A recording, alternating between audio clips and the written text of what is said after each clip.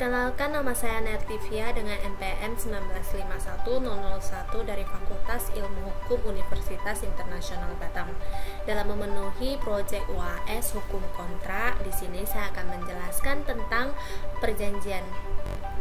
Pertama-tama kita akan menjelaskan tentang perjanjian dan dasar hukumnya. Nah, dikutip dalam pasal 1313 ayat 1 Kitab Undang-Undang Hukum Perdata atau BW yang menjelaskan tentang suatu perjanjian adalah suatu perbuatan di mana satu orang atau lebih mengikatkan dirinya terhadap satu orang atau lebih. Jadi dari dasar hukum ini kita bisa melihat bahwasanya suatu perjanjiannya itu dia bisa dilakukan oleh satu orang ataupun lebih, ataupun biasanya itu antara dua orang ya, pihak pertama dan juga pihak kedua yang telah mengikatkan dirinya terhadap suatu perjanjian.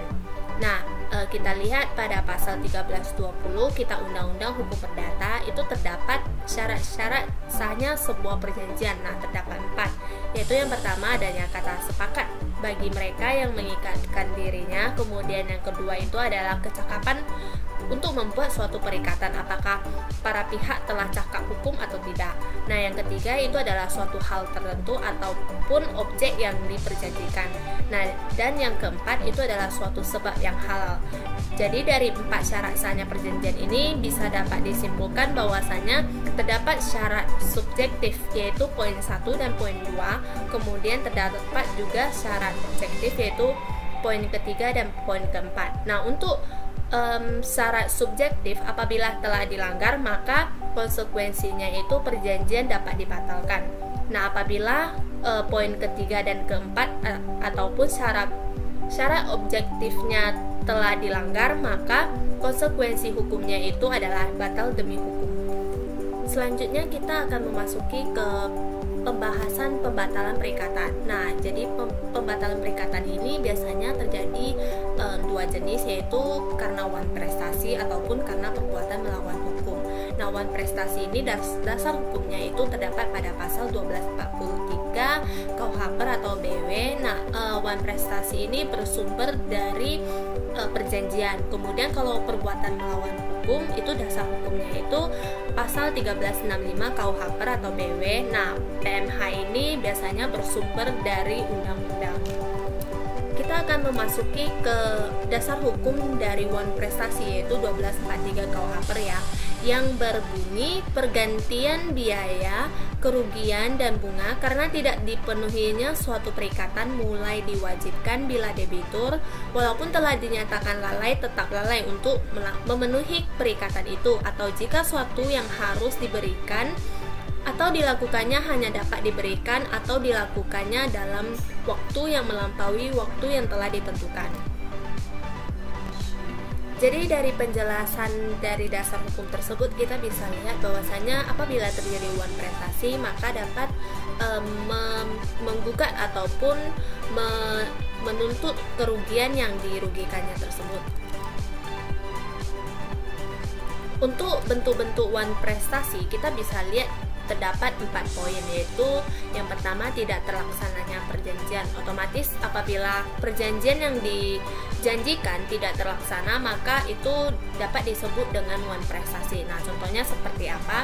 Contohnya seperti si A dan si B telah terikat pada suatu perjanjian, namun karena si B tidak melaksanakan isi-isi dari perjanjian tersebut, maka dapat dikatakan si B itu telah melakukan wan prestasi. Nah, seperti contoh si A dan si B itu terikat pada suatu job kontraktor.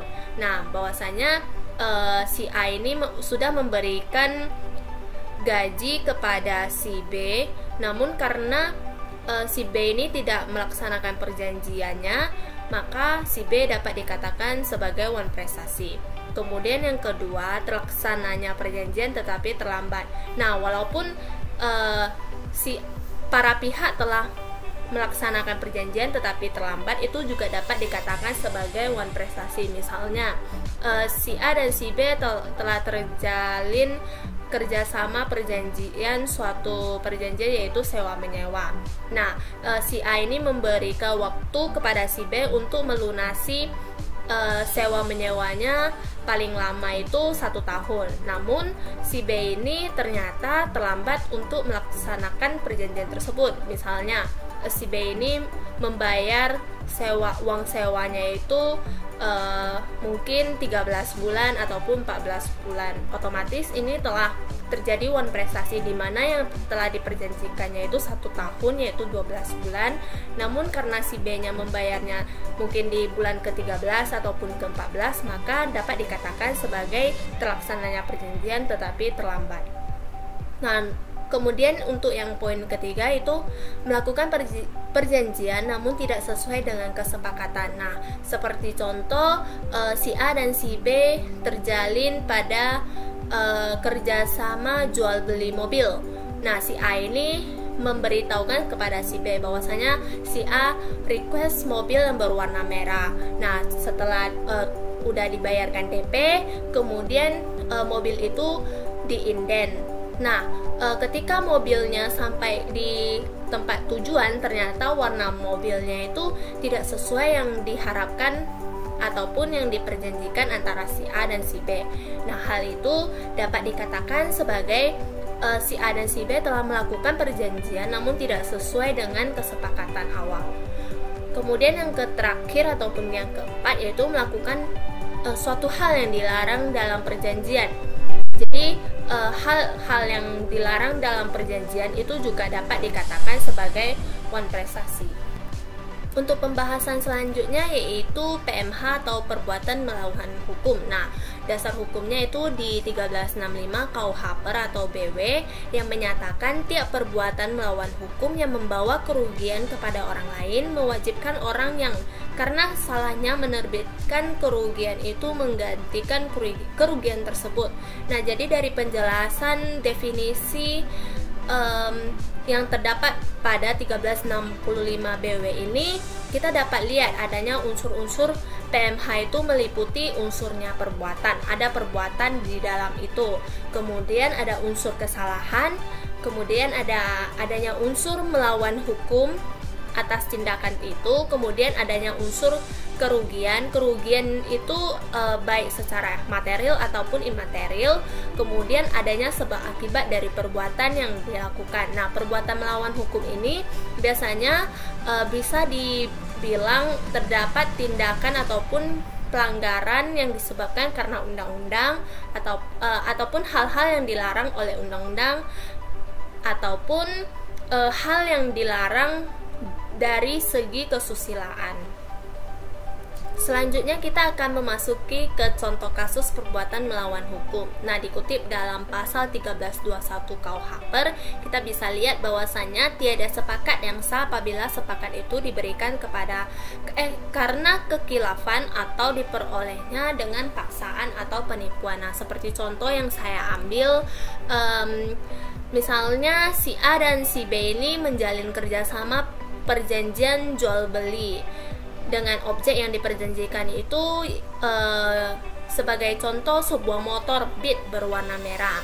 Nah, ternyata dalam proses melakukan perjanjiannya itu mereka mengikatkan diri atau melakukan perjanjian di bawah tangan dan mengikuti segala prosedur dalam melakukan perjanjian itu, dan dinilai dapat dikatakan bahwasanya prosedur tersebut berjalan dengan lancar.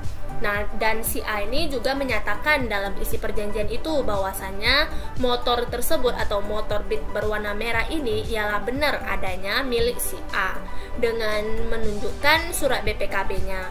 Dan selang beberapa minggu ternyata pihak kepolisian datang ke rumah pihak si B ini dan memberitahukan bahwasanya motor tersebut ialah motor yang telah hilang beberapa minggu yang lalu. Oleh karena itu si B ini diduga telah mencuri motor tersebut, dan tetapi secara faktanya ataupun yang sebenarnya si B ini membeli motor itu dengan si A seperti yang diperjanjikan awal itu. Jadi dari hal tersebut si A dapat dikatakan sebagai pihak yang telah melakukan PMH berdasarkan perjanjian yang dibuat antara si A dan si B. Nah, PMH yang dimaksud itu ialah penipuan sebagaimana telah menipu si B, si A ini telah menipu si B dan menjanjikan bahwasanya objek itu adalah benar adanya. Maka dari itu telah sesuai dengan pasal 1321 KUH. Selanjutnya untuk proses pembatalan perjanjian. Nah, dari dasar hukum pasal 1238 KUH atau BW yang menyatakan debitur dinyatakan lalai dengan surat perintah atau dengan akta sejenis itu atau berdasarkan kekuatan dari perikatan sendiri, yaitu bila perikatan ini mengakibatkan debitur harus dianggap lalai dengan lewatnya waktu yang ditentukan. Nah, berdasarkan dasar hukum ini, yaitu dasar hukum yang ada sebelum adanya surat edaran Mahkamah Agung. Nah, sesuai dengan prosedur gugatan uang prestasi berdasarkan BW, jadi harus ataupun wajib didahului dulu dengan surat somasi ataupun surat perintah melalui pengadilan negeri, kemudian baru menetapkan lalainya setelah dilakukan somasi, baru dilanjutkan dengan gugatan wan prestasi. Nah, kemudian setelah adanya ataupun diterbitnya surat edaran Mahkamah Agung, ternyata somasi ini tidak diwajibkan lagi karena dinilai menimbulkan ketidakefisiensi waktu dan juga biaya. Jadi dapat disimpulkan bahwasanya perjanjian yang dilakukan baik yang ingin dibatalkan perikatan itu karena wan prestasi ataupun perbuatan melawan hukum dapat diajukan upaya ke pengadilan ataupun melalui pengadilan. Dalam proses wan prestasi, seseorang yang merasa dirugikan dapat menuntut tergugat itu ke pengadilan dengan tuntutan membayar ganti rugi yang dihasilkan dari wan prestasi itu. Nah, sedangkan untuk perbuatan melawan hukum atau PMH dapat juga diajukan ke pengadilan, namun sebelumnya harus membuktikan terlebih dahulu apakah benar-benar itu adalah PMH yang dilakukan. Nah, misalnya nih penipuan ataupun contoh penipuan yang telah dijelaskan. Jadi harus ada putusan hakim yang menyatakan bahwasanya benar si tergugat ini ataupun termohon ini telah melakukan perbuatan melawan hukum penipuan dan juga bisa menuntut ganti rugi ke perdata lagi. Maka hal ini dapat dimintakan pembatalan kepada pengadilan sebagaimana yang telah dijelaskan bahwasanya terdapat ya syarat-syarat sahnya perjanjian. Nah, hal ini kan disebabkan karena objek perjanjian itu tidaklah ataupun bertentangan dengan hukum, yaitu hasil penipuan. Jadi sebab atau klausula yang halal ternyata dilarang ataupun bertentangan dengan apa yang sebenarnya terjadi. Jadi maka dari itu dapat konsekuensi hukumnya itu dapat batal demi hukum perjanjian itu. Sekian penjelasan saya mengenai perjanjian yang dapat saya sampaikan. Terlebih terkurang saya mohon maaf karena saya juga dalam proses pembelajaran. Sekian dan terima kasih.